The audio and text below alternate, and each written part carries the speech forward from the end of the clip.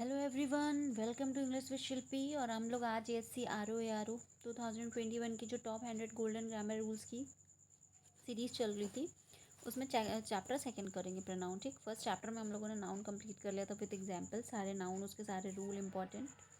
और आज हम लोग को प्रोनाउन करना है। ठीक, तो प्रोनाउन क्या होता है सबको पता है। Those words which are used in place of noun, उनको बोलते हैं हम प्रोनाउन। अब इसी में हमें रूल्स देखिए क्या क्या पढ़ना है वो देखते हैं।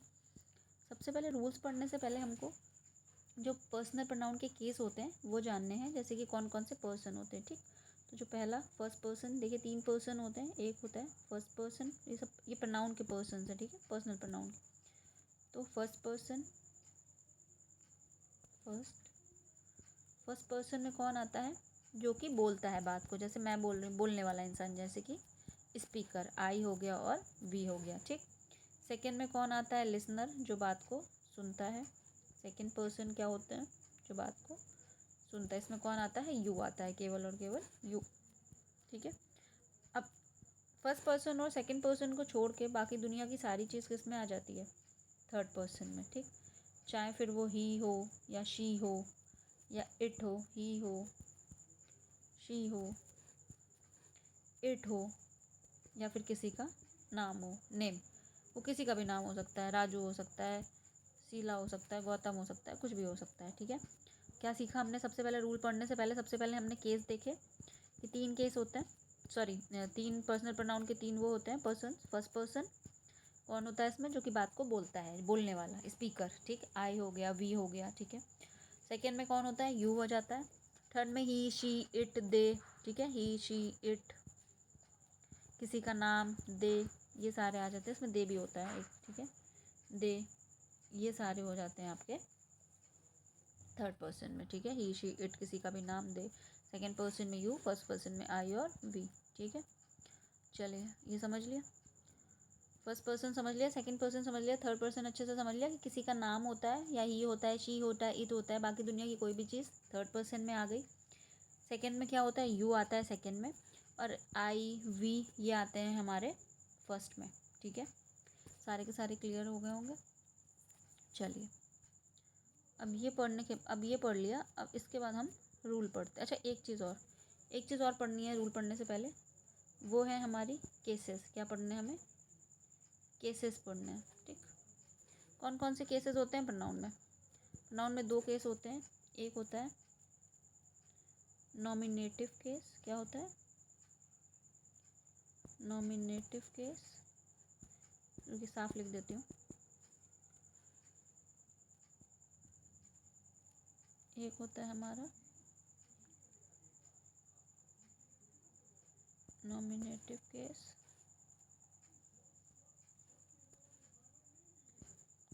और एक होता है हमारा ऑब्जेक्टिव केस। ठीक है, नॉमिनेटिव केस और ऑब्जेक्टिव केस। क्या फ़र्क होता है? देखिए, नॉमिनेटिव केस और ऑब्जेक्टिव केस में, नॉमिनेटिव केस में जैसे जो वर्ड्स हमारे सब्जेक्ट की जगह आते हैं, आई हो गया, यू हो गया, वी हो गया, वी हो गया, दे हो गया, ये हो गए हमारे नॉमिनेटिव केस। अब इनके ऑब्जेक्टिव केस देखिए क्या बनते हैं। आई का बनता है मी, यू का ऑब्जेक्टिव केस भी यू ही रहता है, वी का ऑब्जेक्टिव केस अस हो जाता है, अस, और दे का हो जाता है देम। दे का क्या हो जाता है? देम। ठीक है, अब हम रूल्स पढ़ते हैं। देम है ये, देम। एक सेकेंड, पूरा लिख देती हूँ। ये हो जाता है आपका देम। ठीक, चलिए एक बार फिर से देख लेते हैं केसेस। कौन कौन से केसेस पढ़े हमने प्रोनाउन में? 2 केसेस पढ़े। एक हमारा नॉमिनेटिव केस, एक हमारा ऑब्जेक्टिव केस। नॉमिनेटिव केस, आई का ऑब्जेक्टिव मी, यू का ऑब्जेक्टिव भी यू और नॉमिनेटिव भी यू। वी जो कि नॉमिनेटिव केस होता है, उसका क्या होता है? अस। ठीक, दे का क्या हो जाता है? दे का हो जाता है देम। ठीक, देम। अब देखिए, अब रूल्स पढ़ते हैं। अब रूल्स समझ में आएंगे, क्योंकि पहले जब तक हम पर्सन और केसेस नहीं जानते तो रूल नहीं समझ में आता है। तो जो सबसे पहला रूल है, देखिए सबसे पहला रूल क्या कहता है? Rule number 1, rule number 1, rule number 1 ये कहता है कि जब भी प्रोनाउन के तीनों पर्सन, अभी बताया ना, first person, second person, third person, तीनों पर्सन कहीं आते हैं, तो हमेशा कौन से ऑर्डर में रखे जाते हैं? ऑर्डर चलता है 2 3 1। क्या मतलब हुआ इसका? इसका मतलब होता है जब भी कहीं पे प्रोनाउन का सेकंड पर्सन भी है, थर्ड भी है, फर्स्ट भी है, ठीक है, तीनों पर्सन है किसी भी सेंटेंस में, तो वो हमेशा किस ऑर्डर में आएंगे? 2 3 1। यानी सबसे पहले आएगा उसमें सेकंड पर्सन, फिर आएगा थर्ड पर्सन, फिर आएगा फर्स्ट पर्सन। चलिए एग्जाम्पल से समझते हैं ताकि अच्छे से समझ में आ जाए। अभी क्लियर नहीं हो पा रहा होगा, एग्जाम्पल से क्लियर हो जाएगा। जैसे सबसे पहले हमने लिखा कि आई, he and you, I, he and you have done this work, have done this work। ठीक है, तो ये इसमें क्या होगा? इसका सही क्या होगा? ये हो जाएगा हमारा रॉन्ग। कि क्या हो जाएगा? रॉन्ग। क्यों रॉन्ग है? क्योंकि देखिए अभी मैंने बताया कि सबसे पहले कौन सा पर्सन आता है? सेकंड, और सेकंड पर्सन क्या है? यू है। तो जो इसका सही बनेगा वो क्या बनेगा? वो बनेगा यू, यू। फिर कौन सा आता है? थर्ड। थर्ड कौन सा है? मैंने बताया ना ऊपर 2 3 1। थर्ड पर्सन ही, और सबसे आखिरी में आता है हमारा फर्स्ट पर्सन एंड आई, और बाकी सेम ऐसे का ऐसे ही रहेगा। Have done this work. तो इसका क्या सही बना? इसका सही बना you, he and I, second person, third person और फर्स्ट पर्सन। यानी अलग ऐसे पेपर में बहुत पूछा जाता है कि आपको कब पहले कोई पर्सन लगा देंगे फिर कोई पर्सन, तो आपको सही ऑर्डर में अरेंज करना है। ठीक, अब जो सुनिए इस केस का एक एक्सेप्शन भी होता है। एक्सेप्शन क्या होता है? एक्सेप्शन ये होता है कि जब भी तीनों पर्सन आए और वो किसी अपनी कोई गलती या अपने किसी गुनाह को कबूल कर रहे हो, उसमें किसी गलती को लेके बात हो रही हो कि उन्होंने कोई गलती करी या उन्होंने कोई गलत काम किया, उसको एक्सेप्ट कर रहे हो, तो ये ऑर्डर बदल जाता है। फिर ऑर्डर हमारा क्या आ जाता है? फिर हमारा ऑर्डर आता है 1 2 3 का। रूल नंबर सेकेंड इसको लिख लीजिए। रूल नंबर सेकेंड लिख लीजिए, चाहे फर्स्ट रूल का ही एक्सेप्शन भी लिख सकते हैं। रूल नंबर सेकेंड हमारा ये कहता है कि जब भी तीनों के तीनों पर्सन साथ में आए, second person, first person, third person, लेकिन उसमें की गलती की बात हो रही हो, किसी गलती, जैसे एग्जाम्पल के लिए देखिए लिखा हो I, you and he have made noise, have made, एक सेकेंड राइटिंग थोड़ा सा इशू हो रहा है आज। हैव एंड ही हैव, धीरे धीरे लिखती हूँ ताकि थोड़ा सा राइटिंग सही बने। मेड a noise,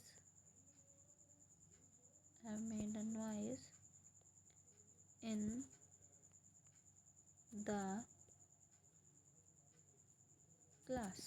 ठीक, अब देखिए क्या कह रहा है कि I, you and he have made a noise in the class. गलती की बात हो रही है, गलती एक्सेप्ट करने की बात करी। अभी मैंने बताया यहाँ पे भी गलती एक्सेप्ट करने की बात होती है तो फिर ऑर्डर क्या आता है? 1 2 3। ठीक, अब देखिए 1 2 3 है क्या ऑर्डर? सबसे पहले 1 फर्स्ट पर्सन है, 1 2 3 मतलब 1 का मतलब फर्स्ट पर्सन, ठीक है। यू का मतलब सेकंड पर्सन, ठीक है, फिर उसके बाद सेकंड पर्सन है, फिर थर्ड पर्सन, फिर आखिरी में थर्ड पर्सन। यानी ऑर्डर किसका है? 1 2 3 का।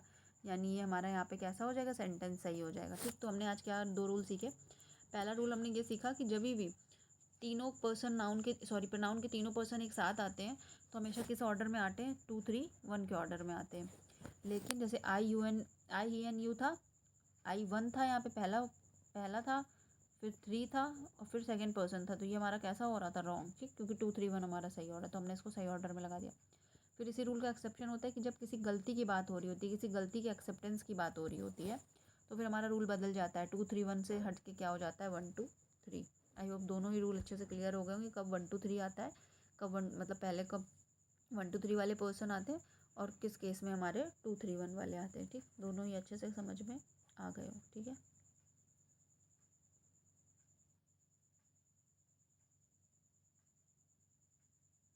नेक्स्ट वाला देखिए। अभी ऊपर हम लोगों ने पढ़ा था objective case, rule number third देखिए। अभी ऊपर हम लोगों ने पढ़ा था ऑब्जेक्टिव केस और नॉमिनेटिव केस। ठीक, तो रूल थर्ड उसी पे बना है।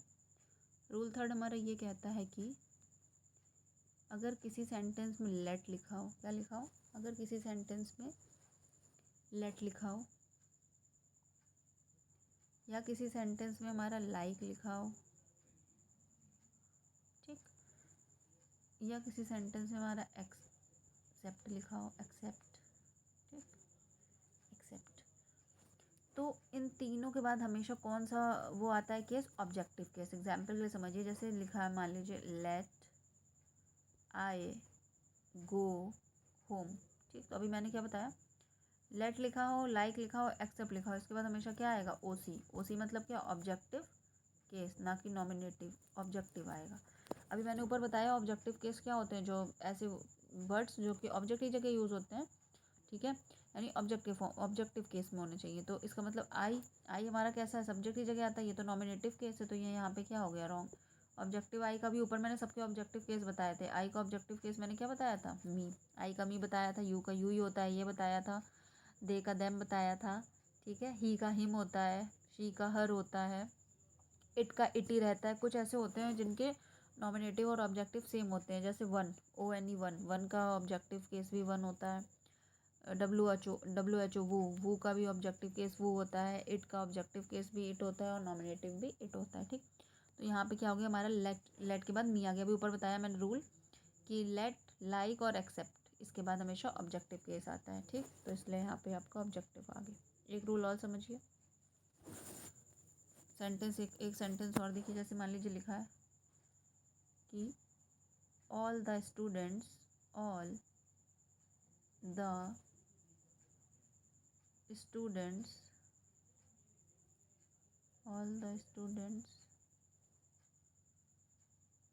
attend the class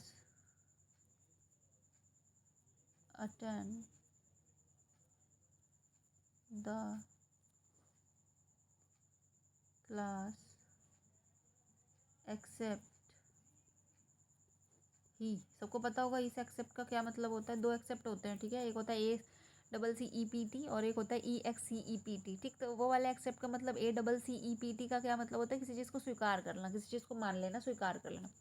ये वाले एक्सेप्ट का मतलब होता है कि बजाय, बजाय मतलब कि छोड़ के, मतलब समझिए इसको क्लियर कैसे बोलेंगे कि all the students attend the class except he, कि उसके बजाय मतलब उसके अलावा।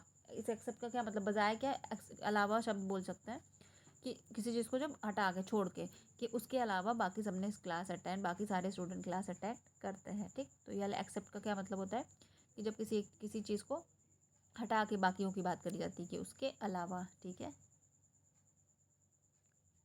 तो इसमें क्या हुआ हमारा, अभी मैंने बताया एक्सेप्ट के बाद भी हमेशा क्या आता है, मैंने 3 बताए थे आपको, लेट, लाइक और एक्सेप्ट के बाद भी मैंने हमेशा बताया कि कौन सा केस आता है हमारा, ऑब्जेक्टिव। यहाँ पे देखिए ही कैसा केस है, नॉमिनेटिव, तो ये गलत हो जाएगा। यहाँ पे क्या आ जाएगा, एक्सेप्ट।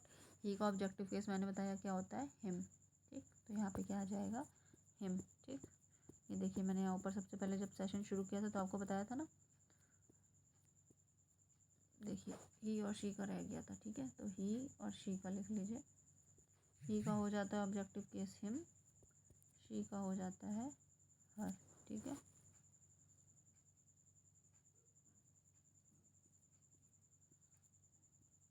ये हो गया आपका सेकंड वाला रूल, ठीक है, थर्ड रूल, सॉरी। अब समझिए फोर्थ रूल। फोर्थ रूल हमारा क्या कहता है, रूल नंबर 4। फोर्थ रूल हमारा ये कहता है कि, क्या कहता है, ये कहता है कि यदि किसी सेंटेंस में दो नॉमिनेटिव प्रोनाउंस के बीच कंपैरिजन हो रहा हो, ठीक है, किनके बीच कंपैरिजन हो रहा हो, दो नॉमिनेटिव, ना भी मैंने बताया ना, नॉमिनेटिव केस, ऑब्जेक्टिव केस, ठीक है। तो दो नॉमिनेटिव केस के प्रोनाउंस के बीच कंपैरिजन हो रहा हो और इनको सब्जेक्ट के रूप में प्रयोग किया हो। पहले तो एग्जाम्पल से समझिए, पहले एग्जाम्पल लिखते तब अच्छे से क्लियर होगा। जैसे लिखा हो, मान लीजिए ही इज वीकर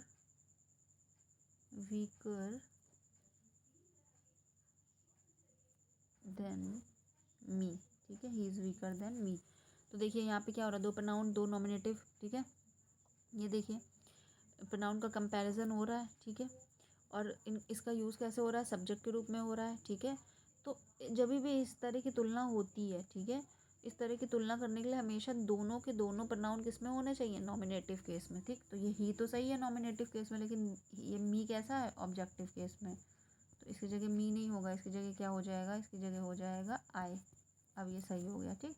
क्योंकि कंपैरिजन हुआ दो दो प्रोनाउंस के बीच में, तो दोनों का कैसा होना ज़रूरी है, दोनों का नॉमिनेटिव ज़रूरी है। ये भी नॉमिनेटिव केस में, तो ये भी नॉमिनेटिव। अब ये क्या हो गया, सही हो गया। He is weaker than me नहीं, he is weaker than I. ठीक, समझ में आया। यदि किसी दो प्रोनाउंस के बीच में तुलना की गई हो और इनको सब्जेक्ट के रूप में यूज़ किया हो, ठीक है, सब्जेक्ट के रूप में प्रयोग किया गया हो, तो फिर हमेशा इस प्रकार की तुलना के लिए दोनों के दोनों किस में होने चाहिए, नॉमिनेटिव केस में। ठीक, एक एग्जाम्पल और समझ लीजिए। जैसे पेपर में लिखा होगा, मान लीजिए he is as fat, he is as fat as she। ठीक, तो ये हमारा कैसा हो गया, सही हो गया, क्योंकि ही नॉमिनेटिव केस और सी भी कैसा हो, नॉमिनेटिव केस। अगर यहाँ पे हर लिखा होता तो वो हमारा कैसा हो जाता, रॉन्ग। पेपर में एग्जामिनर यही करेगा कि हर लिख के दे देगा और कह देगा कि करेक्ट करिए। ठीक, तो दोनों समझ में आ गया कि दोनों जब भी कंपैरिजन होता है तो दोनों के दोनों प्रोनाउन हमारे कैसे होने चाहिए, नॉमिनेटिव केस में। ठीक, देखिए रूल, चलिए अब रूल नंबर 5 करते हैं। रूल नंबर 5, रूल नंबर 5 क्या कहता है, रूल नंबर 5 ये कहता है कि यदि किसी सेंटेंस में सब्जेक्ट में वन आया हो, ठीक, पहले एग्जाम्पल से समझिए तब उसके बाद समझ में आएगा रूल। यदि किसी सेंटेंस में सब्जेक्ट में वन आया हो, ठीक, सेंटेंस में वन आ गया सब्जेक्ट में, तो हमने लिख दिया one should do his duty. ठीक है, मान लीजिए पेपर में ये सेंटेंस लिख के आ गया, तो इसमें ये रूल ये कहता है कि अगर किसी भी सब्जेक्ट में वन आया हो सब्जेक्ट की जगह, तो जो उसका बाद में पॉजेसिव केस बनता है उसमें कभी भी हिज हर ऐसे वर्ड नहीं आते। वन का जहाँ भी वन आया हो, जहाँ भी इसका पोजीशन आएगा तो हमेशा वंस हो जाएगा। क्या हो जाएगा, वंस। तो आंसर क्या हो जाएगा, वन शुड डू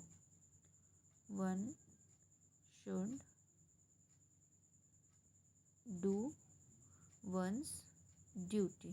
ठीक है, इसका मतलब वन का पॉजेसिव हमेशा वंस बनेगा, ना कि हिज हर। ठीक, इसी तरह one should love one's country, यानी कि हमेशा वन का क्या बनेगा, वन ही बनेगा। अब देखिए नेक्स्ट रूल समझिए क्या कहते हैं। रूल नंबर 6 देखिए, रूल नंबर 6 ये कहता है कि जितने भी जो हमारे वर्ड होते हैं जो कि वन वन और बडी से बने होते हैं, जैसे कि वन और बडी से कौन से वर्ड बने होते हैं, जैसे कि एवरीवन, ठीक है, एवरीबॉडी, एवरीवन, एवरीबॉडी, ठीक है, नो वन, एनीबॉडी, एनीवन। मतलब जितने भी, समझ गए होंगे आई होप आप लोग क्या मैं समझाना चाह रही हूँ, कि जितने भी वर्ड हमारे वन और बडी से मिलके बने होते हैं, तो उन सारे के सारे वर्ड्स में, जितने भी वर्ड्स ऐसे होते हैं, उन सारे के सारे वर्ड्स में जब भी पॉजेसिव का यूज़ करना होता है उस वर्ड का, तो हमेशा हिज लगाते हैं। क्या लगाते हैं, हिज। जैसे मान लीजिए जैसे वन वाले में वंस लगाते हैं, वन और बडी से मिले हुए वर्ड्स में क्या बनाते हैं, हमेशा हिज। जैसे एवरीवन शुड डू, मान लीजिए पेपर में लिखा है everyone should do it's duty. ठीक, तो ये क्या हो जाएगा, रॉन्ग, क्योंकि अभी मैंने बताया कि बडी से बने हुए और जो वन से बने होते हैं उनमें हमेशा क्या लगाते हैं, उनमें हमेशा लगाते हैं हिज। ठीक, चाहे एवरीवन हो, एवरीबॉडी हो, नो वन हो, नो बडी हो, हमेशा उसका पॉजेसिव क्या बनेगा, हिज बनेगा, ना कि इट्स या हर, ऐसा कुछ नहीं, हमेशा हिज बनेगा। ठीक, नेक्स्ट देखिए, नेक्स्ट सेंटेंस हमारा क्या कहता है। नेक्स्ट सेंटेंस हमारा ये कहता है कि जब भी किसी पॉजेसिव प्रोनाउन का प्रयोग किसी सेंटेंस में प्रीपोजिशन के ऑब्जेक्ट, अभी आपको प्रीपोजिशन का ऑब्जेक्ट नहीं पता होगा क्या होता है, तो ये चीज़ समझने में थोड़ा सा डिफिकल्टी आ सकती है, बट फिर भी बताती हूँ। प्रीपोजिशन के बाद जो वर्ड होता है वो हमेशा प्रीपोजिशन का ऑब्जेक्ट होता है। ठीक, मान लीजिए कि कोई भी प्रीपोजिशन लिखा हुआ है, कुछ भी लिखा हुआ है प्रीपोजिशन, उसके बाद जो भी वर्ड आता है वो हमेशा क्या होता है, उसका ऑब्जेक्ट होता है। ठीक है, जैसे अब इस वाले रूल को समझिए पहले, कौन सा रूल है। चलिए रूल नंबर 7 देखिए।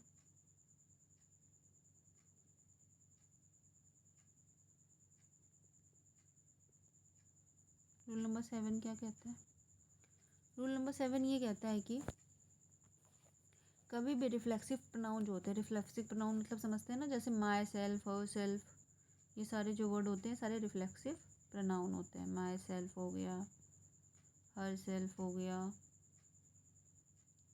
हिम सेल्फ हो गया, ये सारे वर्ड्स हमारे रिफ्लेक्सिव प्रोनाउन होते हैं। तो रूल हमारा ये कहता है, रूल नंबर 7, कि ये सारे वर्ड जितने भी रिफ्लेक्सिव प्रोनाउन के वर्ड होते हैं इनको कभी भी सब्जेक्ट अथवा ऑब्जेक्ट के रूप में प्रयोग नहीं करना चाहिए। ठीक, कब तक इससे इन्हें सब्जेक्ट या ऑब्जेक्ट के रूप में प्रयोग नहीं करना चाहिए? जब तक उससे पहले उसका प्रोनाउन ना दिया हो। जैसे कि अगर हमने लिख दिया सब्जेक्ट के रूप में, मान लीजिए माई सेल्फ लिख दिया, सब्जेक्ट से शुरुआत हमने कर दी माई सेल्फ से, माई सेल्फ सुरेश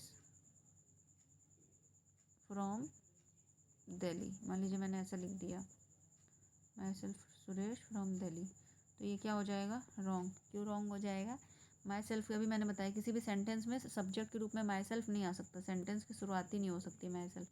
यहाँ पे क्या होगा? आई, माई सेल्फ जगह क्या आ जाएगा? आई सुरेश फ्रॉम दिल्ली। ठीक है, इसी तरह दूसरा सेंटेंस मान लीजिए लिखा है योर सेल्फ, यही सारे होते हैं रिफ्लेक्सिव, अभी मैंने बताया आपको। मान लीजिए ये लिखा है yourself and he played well, कि yourself and he played well, तो ये भी क्या हो जाएगा? गलत। योर सेल्फ ही बताया रिफ्लेक्सिव प्रोनाउन से कोई वर्ड शुरू नहीं होता, योर सेल्फ नहीं, यहाँ पे क्या आ जाएगा? यहाँ पे आ जाएगा only you, you and he played well. तो समझ में आ गया कोई भी सेंटेंस कभी भी किससे शुरू नहीं होता, कोई भी सेंटेंस कभी भी रिफ्लेक्सिव प्रोनाउन से शुरू नहीं होता। ठीक, उसके लिए हमें पहले उसका सब्जेक्ट ज़रूरी होता है चाहिए। उसके बाद देखिए क्या होता है कि अभी मैंने आपको बताया कि जितनी भी चीज़ें बड़ी से मिल के बनी होती हैं या वन से मिल के बनी होती है उनके साथ हमेशा क्या आता है? हिज आता है, उसका पजेसिव केस। अब इसी तरह जो रूल नंबर 8 है वो देखिए क्या कहता है। रूल नंबर 8 ये कहता है कि जितनी भी सेंटेंस हमारी थिंग से मिल के बनी होती हैं, जितने भी जो वर्ड होते हैं हमारे थिंग से मिल के बने होते हैं, जैसे कि कौन से वर्ड हो जाएंगे जो थिंग से मिल के बनते हैं? एवरीथिंग हो जाएगा, क्या हो जाएगा? एवरीथिंग हो जाएगा। फिर क्या हो जाएगा? नथिंग हो जाएगा, नथिंग हो जाएगा, एवरीथिंग हो जाएगा, नथिंग हो जाएगा, एनीथिंग हो जाएगा। ठीक है, ये सारे हो जाएंगे। तो ये सारे वर्ड्स का हमेशा पॉजिटिव क्या बनता है? ये सारे वर्ड्स का हमेशा पॉजिटिव बनता है इट्स। क्या बनता है? इट्स बनता है। जैसे कि एग्जाम्पल के लिए समझिए कैसे बनेगा, ये भी समझिए। जैसे मान लीजिए लिखा है कि everything, everything has its own value, तो ये सेंटेंस कैसा हो जाएगा? सही। क्यों? अभी मैंने बताया कि एवरीथिंग के लिए हमेशा और हमेशा इट्स, थिंग से बनी जितने भी वर्ड होते हैं उनके लिए हमेशा इट्स से यूज़ हो, इट्स आता है पॉजिटिव में। ठीक है, तो यहाँ पर ये इट्स हमेशा क्या है? ठीक।